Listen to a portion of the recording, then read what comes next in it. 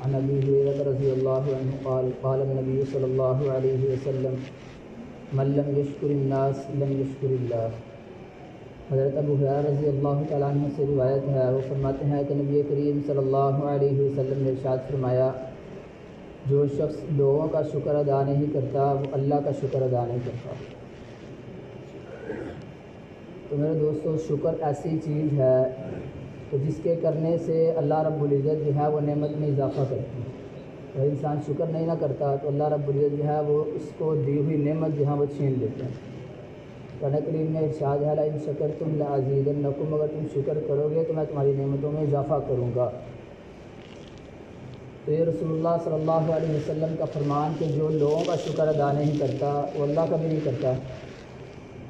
ہم جیسے معاشرے میں رہتے ہیں، آپس میں رہن سہن ہے، اور یہ ہم ایک دوسرے کو دیکھتے ہیں کیونکہ ہم معاملات کرتے ہیں، تو اللہ تو ہمیں نظر نہیں آتا نا، وہ تو عالم الغیب ہے اور وہ نہ نظر آنے والی چیز ہے، اس کا دیدار تو قیامت میں ہی ہوگا انشاءاللہ جنت میں جا کے۔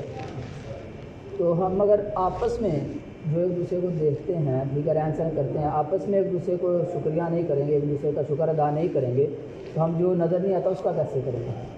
یعنی ہم اللہ کی پیدا کی ہوئی مخلوق کا نہیں کرتے شکر ادا، تو اللہ کا کیسے کریں گے؟ یعنی خالق کا کیسے کریں گے؟ تو اس لیے اللہ کے رسول صلی اللہ علیہ وسلم نے فرمایا کہ جو مخلوق کا شکر ادا نہیں کرتا وہ خالق کا بھی نہیں کرتا۔ تو مخلوق کا کریں گے تو خالق کا کرنے کی عادت پڑے گی۔ تو ہم گھر میں یہ ماحول بنائیں، چھوٹی سے چھوٹی چیز بچے سے منگوانی ہے نا، پانی لے آؤ، روٹی لے آؤ، تو جب وہ آپ کو چیز دے دے تو اس کو کہیں جزاک اللہ خیرا، تاکہ بچوں میں بھی یار عادت پیدا ہو کہ یار میرے ابو نے کیا کہا ہے، ان میں بھی یہ شوق پیدا ہو کہ ہم شکریہ کہیں ایک دوسرے کو، جزاک اللہ خیرا یہ الفاظ کہیں، تو یہ شکریہ کے الفاظ، تھینکس یہ بھی کہہ سکتے ہیں، لیکن اس کے ختم کرنا چاہیے۔ اسلام میں جزاک اللہ خیرا، اللہ تعالیٰ تجھے اچھا بدلہ دے، یہ کہنا چاہیے۔ تو ہم بندوں کا شکر ادا کریں تاکہ ہمیں اللہ کا شکر ادا کرنے کی بھی توفیق ہو۔ تو اسی کے حوالے سے اگر ہم کوئی کام شروع کرتے ہیں نا، تو کوئی بھی نیکی کا کام ہم شروع کرتے ہیں، اس میں 4 چیزیں ہم پیش نظر رکھیں۔ نمبر 1 کہ ہم اللہ سے اس کام کی توفیق مانگیں کہ اللہ ہمیں توفیق عطا فرما اس کام کی، کہ ہم نے یہ کام سوچا ہے، ہمیں ہمت طاقت دے۔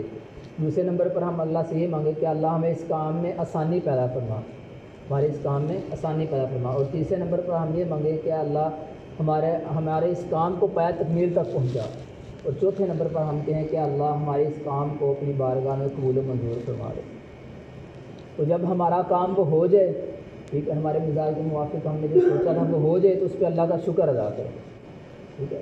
کام شروع کرنے سے پہلے 2 رکعت نفل پڑھیں صلاۃ الحاجت، اس کے اندر یہ 4 چیزیں مانگیں اللہ سے، ٹھیک ہے۔ توفیق مانگیں، کام کی آسانی مانگیں، اور کام کا پایہ تکمیل تک پہنچنا مانگیں، اور اسے قبول فرما لیں۔ تو جب کام ہو جائے اس کے بعد 2 رکعت شکرانے کے نفل پڑھیں کہ اللہ تعالیٰ شکر ہے تو نے ہماری یہ ضرورت تھی، ہمارا یہ کام پایہ تکمیل تک پہنچا دیا، قبول فرما لیا۔ اس کے بعد تھوڑا سا صدقہ کر دیں تو 4 چاند لگ گئے، اور اس نعمت میں اس کام میں مزید ترقی ہوگی، اس کا سارا نہیں ہوگا۔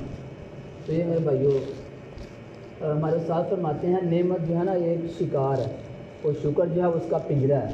جیسے ہم پنجرے میں پرندے کو بند کرتے ہیں، اس کو کھلاتے پلاتے ہیں، ماشاءاللہ موٹا تازہ ہو جاتا ہے نا، اسی طرح ہم جو نعمت ہے نا اس کو شکر کے پنجرے میں بند کریں گے تو نعمت میں اضافہ ہی ہوگا، کمی نہیں ہوگی۔ تو اللہ رب العزت جو ہے ہمیں نعمتوں کی قدر کرنے کی اور اس پر اپنی ذات کا شکر ادا کرنے کی توفیق عطا فرمائے۔